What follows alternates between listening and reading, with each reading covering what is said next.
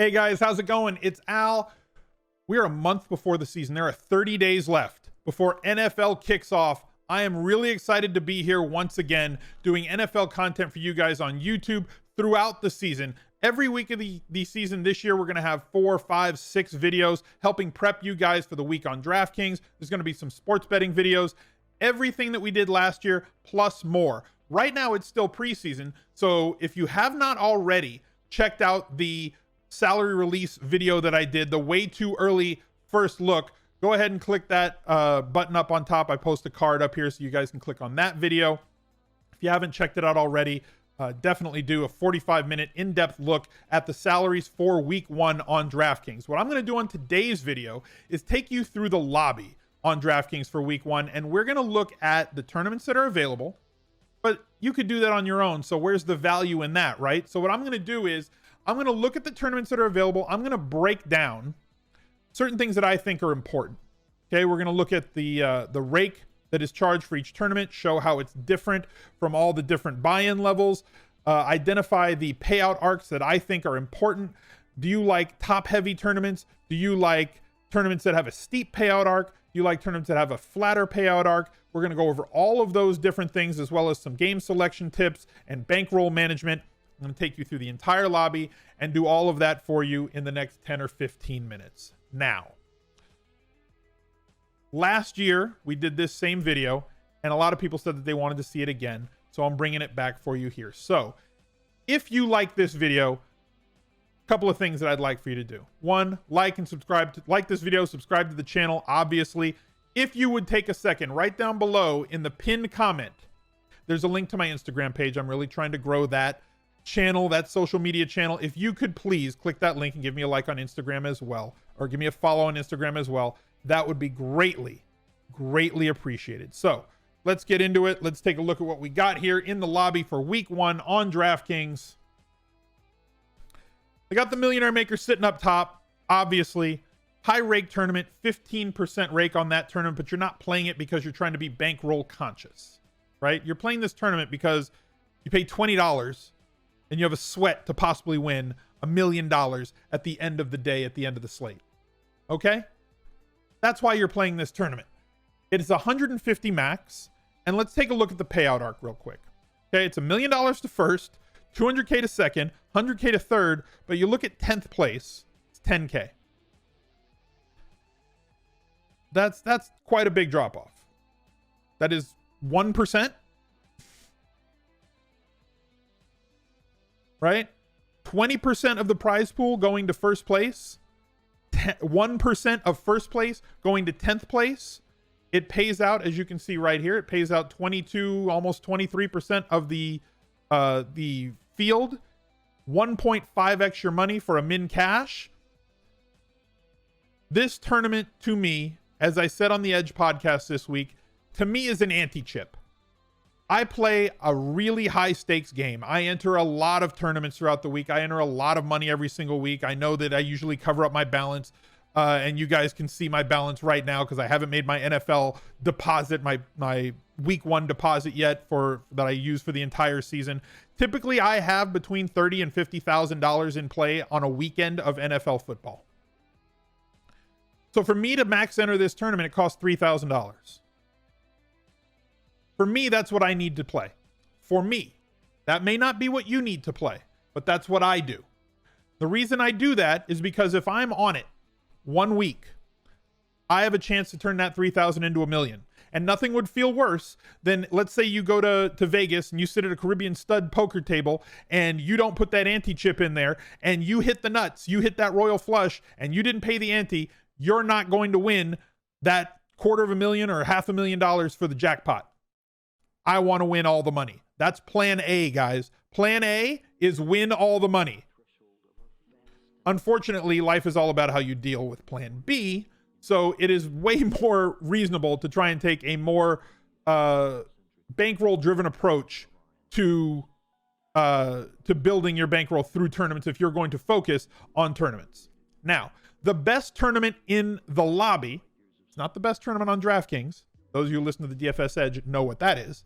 But the best tournament in the lobby, in my opinion, is the slant. $500,000 tournament, 50K to first. I've talked about this throughout the years, the last 6-7 years that I've been producing daily fantasy content. My favorite payout arc, what I want to see from a tournament on DraftKings, I want to see 2x min cash. Min cash is 2x. If you just eke into the money, you get $18. They pay out 21% of the field in week 1. We can talk about that for a second. Week 1 payout arcs are generally deeper than the rest of the season. They pay out more of the field because they want people to have that euphoric feeling of being in the money. So they're going to pay a little bit more of the field than they would otherwise. My perfect scenario, 18 to 20% of the field gets paid. In this tournament, 21, I'm going to allow it because it fits every other bit of criteria that I like for a perfect payout arc. 2x min cash. Here's the whole prize pool. 500K, 10% of the whole prize pool goes to first place. You have a chance to turn $9 into $50,000. Let's look at 10th place. 10th place, 10% of first place. That's a perfect payout arc to me. Give me 10% of the prize pool to first. Give me 10% of first to 10th. Give me 2x on a min cash. If you give me that in any tournament, I'm going to play that tournament. There's a couple other tournaments in the lobby that get close to that. That is, to me, the perfect payout arc, both for bankroll growth, long-term longevity in terms of keeping and growing your bankroll, as well as having the bankability factor of having a ton of money up top. You know, if you max enter that tournament, it's what, 1,300, 1,350 or whatever it is. 1,350 into 50K is a lot of money. The play action, another massive tournament. This one, if you hover over the letter M over here under entries means multi-entry tournament. If you hover over that, it shows you how many entries are allowed. So if you hover over this, 20 max entries in this one. I don't know if you can see that on Twitch or on YouTube. 20 max there. But 200,000 to first. That's 10% of that 2 million. 5% of first goes to 10th. I would prefer this be a little bit flatter, but it's not that flat because they pay out 25% and min cash is therefore, 1 2/3 X you're buying. Still a great tournament. If you're a small bankroll player, you have a chance to turn, if you max enter this, you have a chance to turn $60 into 200K. A fantastic tournament in the lobby if you're a lower buy-in player. But again, the lower buy-in tournaments, all 15% rake. The Millionaire Maker, 15% rake because the site has a lot of risk putting all that guaranteed money out there, and they have to capture that as well. So it just kind of is what it is. Moving up in stakes a little bit, the Wildcat, $333. Now you get up into this range. Obviously, there's less players that can afford to play this level of buy-in. This is another 150 max tournament. There are some people that max this one out. I typically play 3 lineups in this and everything else. I've talked about my personal strategy about lineup building. I play 1 lineup in cash games. Cash games being defined to me as head-to-heads, double-ups, 50-50s, and 3-man games. Okay? Double-ups and triple-ups. Anything greater than that, anything that pays less than 33% of the field is a tournament to me and should be viewed as a GPP or a tournament. Anything that plays 33% or more of the field should be treated as a cash game. For cash games, I play 1 lineup across all my head-to-heads, across all my 50-50s, across everything else. In tournaments, I build 3 lineups that I play in the single. I play my main entry, my main tournament lineup, which is not my cash game lineup all the time. It's a variant of my cash game, maybe a 1v1 swap or a 2v2 swap off of my cash game lineup to kind of give it a little bit of a more tournament feel, a little more correlation, or just to try and attack with lower ownership, because my cash game lineup, I'm not concerned with ownership. But I build those 3 lineups and I enter them in all the 3 max tournaments, including this, which is 150, including the power sweep, 500K, 100K to first, 3K, only 3% to 10th, but I'm entering the 3 max tournaments anyway, because that's how I attack it. I then build 150 lineups, put them in the $9 slant, put them in the Millie Maker. and possibly a qualifier because I chase queues because I don't care. We can talk about bankroll management for queues. If you guys want to know about that, post it in the chat. We'll talk about that a little bit later in the video. But my personal view on qualifiers, if you're playing qualifiers with money that you're willing to set on fire. Just know that. Okay? If you're playing qualifiers because you want to qualify for the live events are fantastic. They're amazing. DraftKings gives you a sick vacation wrapped around a VIP experience at a very high dollar establishment with a first-class viewing room as good or better than any sports book in America. Top-notch food, great service, VIP 100% all the way.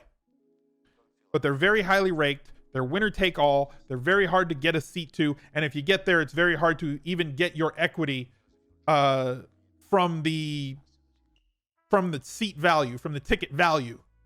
You have to finish in the top third of the final to even realize or actualize your EV on that ticket value. So know what you're getting into in terms of queues. A couple of other tournaments, obviously.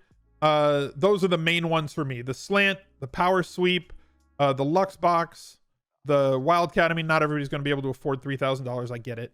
The Millionaire Maker, and then the single entry tournaments as well. Let's see. Where'd they go? Game Changer 1500. The Pylon 100K, $3 entry fee. 10K, 1K. Pays out 25%. That will be less moving on, which will push this up to 2. Great payout arc in the $3 single entry. The Flea Flicker, same idea. $5 entry. 10K to first, 1K to 10th. Almost 2K, almost 2x your entry fee. The single entry tournaments are outstanding. You're facing smaller fields with way better payout arcs, in my opinion. The 3 max, $8 tournament, 10K, 1K. DraftKings has done a fantastic job with the payout arcs. And as I said before, the week 1 payout arcs are going to pay out deeper into the player pool. So you see this 22.5%. Which is dropping this min cash level. If this comes down to 18 to 20%, as I assume it should as the season goes along, I hope it will, you're going to see 2x on the min cash here, which makes these great if you're attacking tournaments from a single entry or a 3 max standpoint to try and go after. Super boosters, I don't mess with a lot. I really don't. You got to finish in the top 10%, you get 10x. If you're going to play them, treat them like a satellite. Meaning that you're trying to just get into the money. You don't have to come in first. You just got to come in the money. Same with the double up. Now, the double ups are what we have to talk about specifically. These, you're going to see a little bit higher rake the lower you play. That is what it is. Okay. You're getting 12, 13% rake on these tournaments. These are multi-entry, 150 max. So you're going to see players who want to have a lot higher, who want to boost their allocation in cash games, playing their 1 cash game lineup or an optimal lineup for them 150 times. They're not going to enter 150 different tournament lineups. They're going to enter one lineup like a big long train of 150 lineups with one person. So for them, this is a $3,700 tournament is how they're viewing it. So you could be in the money, and then 1 or 2 trains pass you. You could be like, well, I'm in the top 40%. I'm good. Then a touchdown happens and everybody jumps up past you. Okay? So in my opinion, if you want to play these large field double ups, which to me are some of the most profitable cash games on DraftKings, you want more opponents because more opponents make more mistakes. No, I can see contests under $5 UNC. Maybe I can't see cash games under $5. I don't know, because I might be locked out of them because of my level of play or whatever, the amount of money I've spent over the years. But I steer clear, or I would advise you guys to steer clear of the multi-entry ones. Enter whatever you want. In my humble opinion, the single entry ones are much better. This one's got a higher guaranteed prize pool, but this one you have a better chance. This is 1 lineup a player. Same rake, essentially. 12.9 versus 12.6. You have to finish in the top 2,000? What does it pay out? 2,000. The extra 597 runners are the rake. That's the 12.5%. You finish in the top 2,000 with your single entry lineup. These are solid cash games. $25 buy-in here, $50 buy-in here, $100 buy-in here. Look for the single entry ones. This one here, 50K single entry, $10 single entry. Look for the single entry double ups, the single entry triple ups. That, if you're playing large field cash games, those are the ones you want to go with. Head-to-head games, people have asked about those. Contests are now grouped by entry fee and start time. You can find the one that you want to play. So I personally post $5 head-to-heads up to like $2,000 head-to-heads. And I post those every single week. I put them, 50 of them in the $5, 50 of them in the 10, 50 of them in the 20, and whoever comes out to buy them buys them. Some people get auto match. If you just click enter, it will randomly match you with any one of the 392 people that have posted head-to-heads here. You can see people have 10, this guy's got 9, this guy's got 49 games posted, 49 games here posted. It'll randomly match you. If you click on the number, you can find an individual person who has posted at any one of these buy-in levels and pick their head-to-heads. If you want to play me, my head-to-heads will be in the lobby. Go ahead and grab one if you'd like. We can play. Let me know that we're playing. We'll just play for fun. It'll be fine. You know, it is what it is. If you want to randomly match, you just click enter. It'll enter you in a head-to-head. If you post head-to-heads by clicking, where did it go? On create a contest, it'll take you to this screen. You click NFL, Classic, Sunday, head-to-head, public. You click the dollar amount that you want. You click as many as you want to post, up to 50 for the lower dollar ones. You can limit the amount of opponents you want. I typically select one for every buy-in level because that's how I want to attack. I want as many different opponents as I can get.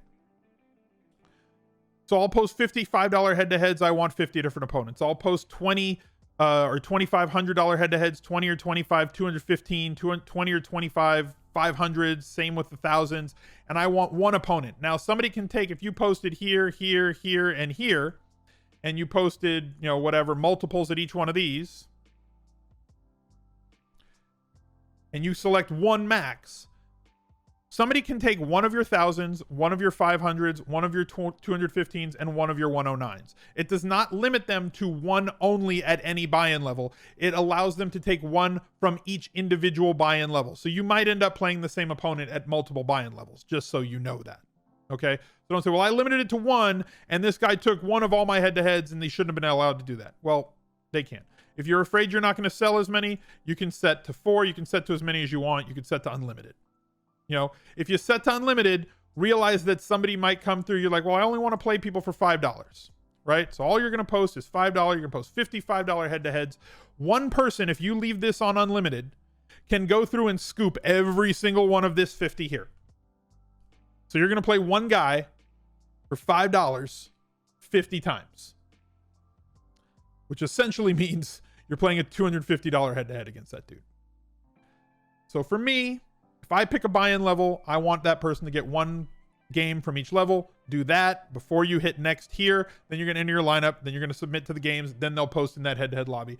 CP Hustler asks, what is my lowest buy-in for head-to-head? I personally post $5 head-to-heads. But as I said before, I have a massive amount of money out there. I'll post 5s, 10s, 20s, 109s, 215s, this, and here. That is my typical head-to-head games. Now I post different amounts at each one. 50 here, 50 here, 50 here, 20 or 25, I forget. 20, 20, 20, 20, 20, 20, 10, 10. And I'll get some overlapping opponents. But generally speaking, I'm going to get enough variation. And people ask why I post the 5s and why I post the 10s. I do that because people want to play me, because yes, I've built up a little bit of a following over the years and people want to play me for funsies. I don't post $2 head-to-heads. I don't post $3. I don't post $1. I post these so that I'm accessible to play head-to-heads against people that follow me on Twitter or subscribe on YouTube or are viewers of the Twitch stream and don't want to play me. And I don't want to play them for hundreds or thousands of dollars, because I would rather just kind of play for fun. And $5 against you or me in a head-to-head game is fun. You can play this game for fun. You don't have to be so focused all the time on just grinding. Chat, do you guys have any other questions? You, Pete, and Adam have probably made quite a bit of coffee money off people who want to play. I mean, yeah, but like, think about it this way. Like I said, if I have like $30,000 or $50,000 in play and 250 of that is in $5 head-to-heads, like, I don't, like, people are like, oh, I beat you in a head-to-head this week. I'm like, okay, I played like 1,000 head-to-heads this week. So congrats. But I don't really pay attention to my opponents unless they're at the really high dollar levels. So if you let me know, hey, we're playing head-to-head this week, and you tell me that on Twitter, I'm probably going to respond. Good luck. You know, let's have some fun. Good luck. Hope you win this week. Can I go over 3 lineups again? You mean how I build them? It's basically a free roll for the pot. Yeah, something like that. Can I go over my 3 lineups, like how I build them? Yes, I can. So essentially, when I build my lineups for the week, I'll build my 1 cash game lineup. I'll build a variant lineup. Pete calls them leagues lineups. Okay. So I didn't roll my eyes at Pete. It's just a name. So they're kind of a variant of your cash game lineup. So my cash game lineup is what I think the optimal lineup is for that week. My leagues lineup will be something that's maybe a 1v1, 2v2, or 3v3 off of that lineup, more correlated for tournaments, where I'm maybe taking a guy that's a little bit less owned or swapping for a leverage play off of another. In the olden days, like 2-3 years ago, when if everybody was on Le'Veon Bell that week, I would fade Le'Veon Bell for somebody else and play Antonio Brown. Would be a way to leverage off of that Le'Veon Bell ownership, get you on somebody else who also has a possibility of a high floor and a high ceiling, but give you differentiation from the field for more of a tournament feel to that lineup. And I'd probably stack Ben Roethlisberger with Antonio Brown in a lineup like that, especially if Ben was not the chalk quarterback for that day. My 3rd lineup is something where I'm taking a complete tournament perspective to it, whether it's a game stack, whether it's mostly players that I believe are going to be less owned than the chalk. I've talked before about taking 3 players off of your top 10 list at every position. Take the top 3 off. Immediately, you're still going to have a lineup of players that are in great spots with high volume in good matchups that are going to allow you to get lower percentage owned or access to great players in great spots that have 2 touchdown upside, but are going to carry a lower percentage owned. So that's essentially how I look at those things. Guys, that's going to do it for this video. I appreciate you tuning in once again. If you are still here, please drop a like on this video, subscribe to the channel, and if you would please take a little bit of time and give me those 2 extra clicks right down below. If you'd click that link to Instagram and you click follow on there, I would be greatly appreciative, as I'm really trying to grow that channel as well. Thank you guys for being here. I'm going to produce 3 videos a week during preseason. Monday, Wednesday, and Friday, we're going to have uploads right here on YouTube. So stay tuned for the next one on Friday. Go back and watch the video from Monday, which was the way too early first look. And I'll catch you guys next time. Bye.